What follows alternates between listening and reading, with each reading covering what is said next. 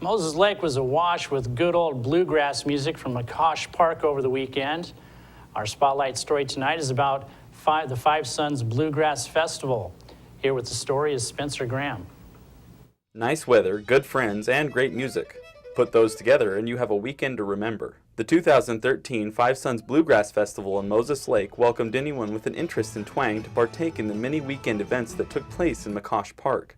Free camping was offered on the Frontier Middle School grounds, and Friday's event featured the talent of 5 different bluegrass bands. The first of these performances was the family band Top String. The blaring sun didn't deter these young performers, all of whom are part of a close-knit family of musicians who have practiced and performed together for a number of years. My brother, ever since he was 2, he wanted to play guitar, and he was really inspired by George Strait.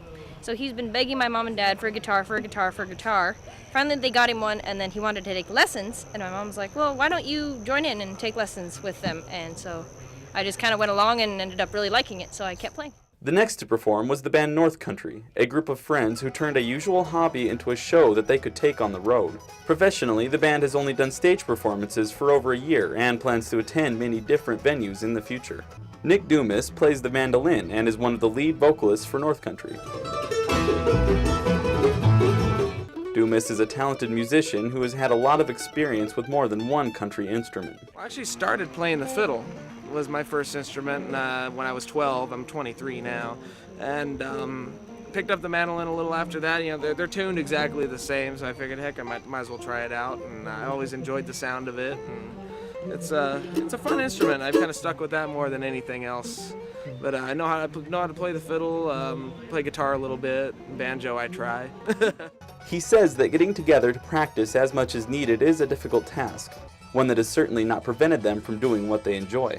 As a band, we try to get together as much as we can. We're not exactly very close distance-wise. Our guitar player lives 3 hours away from us, or away from me at least, and then our bass player lives about an hour away, so we're a little spread out, but we try to get together at least a couple times a month as a band to practice and work on new stuff. And summertime's a little better because we're playing every weekend, you know, playing different festivals all over the place and such, and it gets us time to really get tight with our stuff, and it pays off.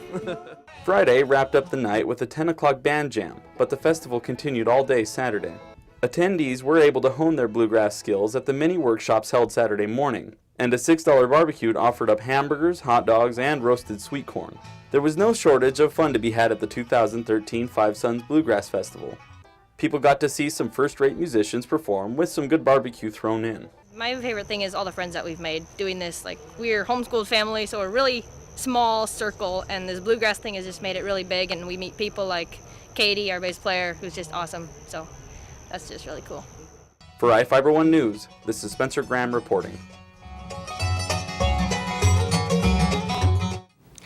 Can't beat some good bluegrass. Thanks, Spencer. We'll be right back after the break with news from around the Northwest.